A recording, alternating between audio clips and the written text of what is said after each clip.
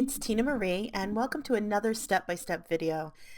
I already had created a chipboard tag covered with pattern tissue paper to use in a project. So I started with an oversized chipboard tag, and then I covered it with just some Liquitex basic gesso to give it a white background, so that the pattern paper would show up, the pattern tissue would show up better.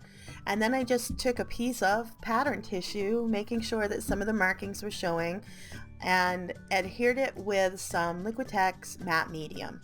And it was as simple as that to create this base for the tag that I'm creating today. I like the oversized tags with the chipboard because they're very sturdy, so I can put them on an easel on my mantle. I tend to have some for every season and holidays, and they can become a display piece on your mantle, or you could hang them on your wall if you really wanted to. I also had a piece of manila tag board or manila cardstock that I had covered with some Tim Holtz tissue paper in the melange pattern. And I drew a dress form onto the back of that and just simply cut it out. And if you notice when I'm cutting, I try not to move my scissors too much in the cutting motion, as it gives you a nicer, sharper line. And then I'm going to take my Pitt Artist pen, which is an India ink black pen, and I am going to outline that dress form so that the edges are very clear. And this India ink is permanent when it's dry, so if I want to put matte medium or watercolor or Copics over the top of it, that is not going to move. That line is not going to smear, it's not going to move, as long as I make sure that it's dry, which does sometimes tend to be a problem for me.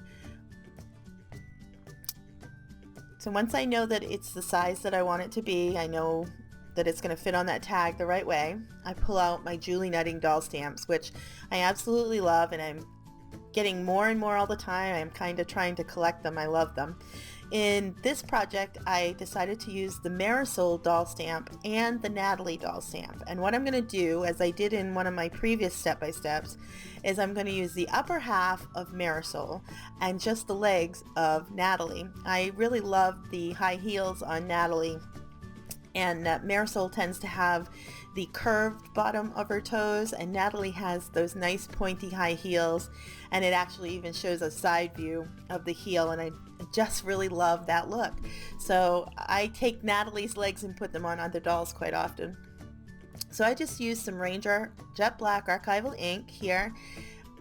This is another ink that if it's dry won't smear, but as you've seen in previous videos, I'm not real patient and I haven't dried it enough, and it has smeared when I've used my Copics. So I'm really not very patient. And I probably should pull out that heat gun more often. And as you can see, I've got all of my colors of my papers ready for the clothing portion of these dolls. And I went with the Prima marketing blog every month has a color palette, and they have a challenge for you to create things with their color palette. So I thought, well, why not? I really like the color palette this month. It was an emerald green and that blush pink. And so I already had all of my different papers all set out with the different pieces of clothing. I used a hat from the Hats One collection. I used a ruffle and a dress from the Dresses and Skirts stamp set by Julie Nutting. So what you're seeing here is me just stamping these all on different papers, and you'll see that I stamped some of them several times. For example, the hat I stamped on a tan cardstock, and then I stamped just the hat band part on the mint green because I knew I wanted a mint green hat band. And you'll see me do this with several different things. With the ruffles, I do the ruffles on two different kinds. On the dress, I do the dress on two different kinds, because as I was creating, it just began to fill in the blanks exactly how I wanted this dress, this outfit, this fashion doll to come together. And I think that's one of the really fun things about the Julie Nutting stamps is you are able to play with them like paper dolls. So you are creating your own fashions to put on these dolls. I've done many things in the past. I've created a Xena-like cancer warrior. I've created a girl in a winter hat and coffee in her hands for fall. So it's really fun as you're creating these to create your own fashion. Once I've got them all stamped, I go back to the dolls that I've stamped in hopes that it had dried, and it hadn't. And I take my Copics and I simply use my Copic markers to color in the skin tones and the hair on Marisol, and then just the skin tone and the shoes on Natalie. I don't do a particularly stellar job with the Copics. I'm kind of new to Copics, but it works. So here you see me using my Fiskars X-Acto knife. Love it. I love the fact that it fits right on my finger, very easy to control, and it allows me to cut out these inner portions of these dolls almost perfectly. Not quite perfectly, so then you'll see me taking my Pit brush marker and going around the edges, because that does kind of cover up all of the little flaws so that it looks more perfect than it actually is.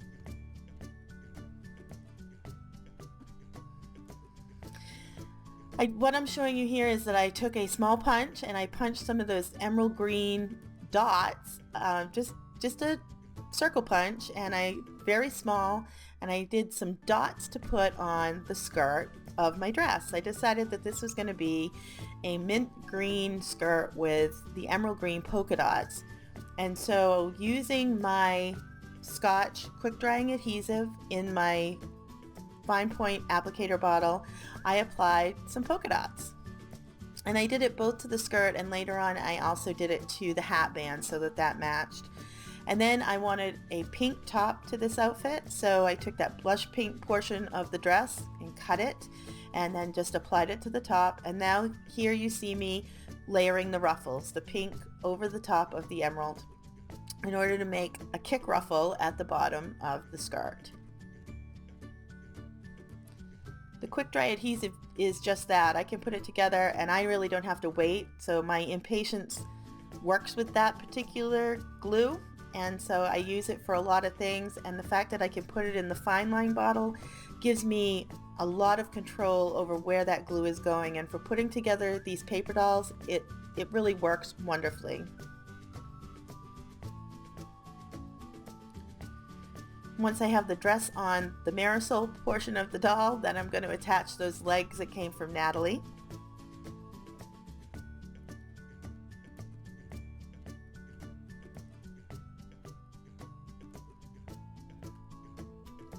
And then cut the slit in the hat so that I can just fit it down over the head of the doll. Now that I've got that done, I have to add some interest to my chipboard tag. So I have taken some Pesto Versamagic ink, and I am going to just add a few dots from this dot stamp. It just seemed kind of appropriate, since we had the polka dot skirt, that I add a few polka dots or dots to the background of this chipboard tag. And so I just literally don't care if I get a good image or not. I put it in Pesto, and then I did it again in Pink Petunia Versamagic.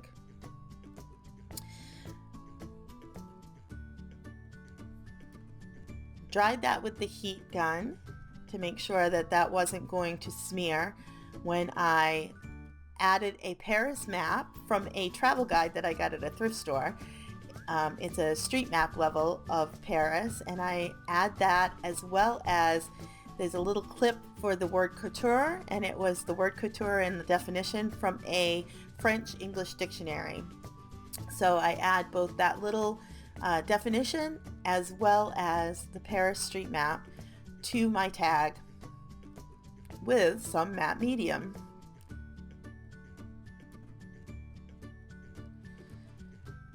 Then I decide that I'm going to slip the post of the dress form underneath that map, and then I'm going to put my dress form over to the right hand side of my tag.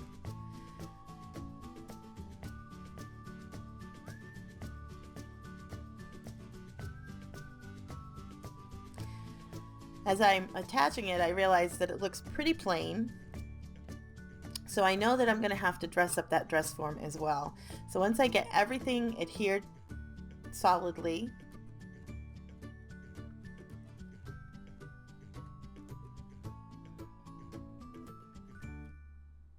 I decided that what I needed to do was create some paper flowers, and I just created the rolled paper flowers, just little ones. I did them out of the French English dictionary pages. I already had ripped one out, so I just used that and actually created some miniature rolled roses, and I only used one up on the corner. I cut out some leaf shapes, and then I did the little rolled rose, put it up in the corner, and then I cut out some hearts and made a bigger flower that you'll see me apply later. And in order to give those items color, you will see that I took the pesto and the pink petunia inks and just kind of rubbed that over the different items to give it some color.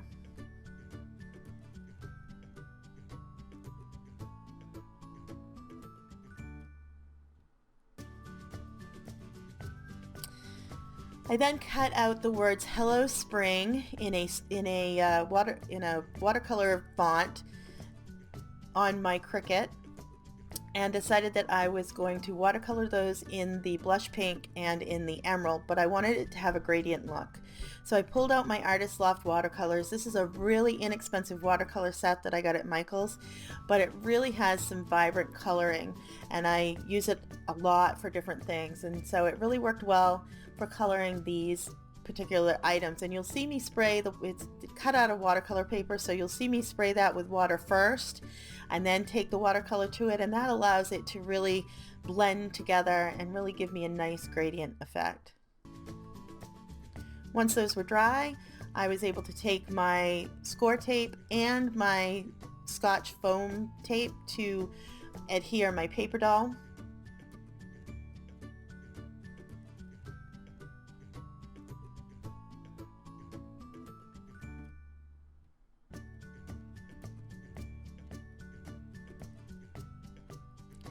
And before I adhered her, I decided we needed a little bit more interest on that tag. So I watered down some white acrylic paint, put it on one of my small brushes, and then with another brush tapped it in order to give a spattered effect to the back of the tag. Then once that was dry, I adhered my doll, as well as the script words "Hello Spring." But before I put the words on there, I had to grab my Copic marker, my Wink of Stella marker, in order to give just a little bit of shimmer in different places, particularly on the shoes. Then I decide to adhere my words a little so that they fit on there in between the doll and the dress form. And you'll see some pink ribbon in the upper left hand corner, which is what I'm going to wrap into the whole of the tag. And how I colored that was I simply took some white seam tape and used my Dilutions mica spray in bubblegum pink, and it came out with this really beautiful blush pink color that was perfect to go with this particular tag.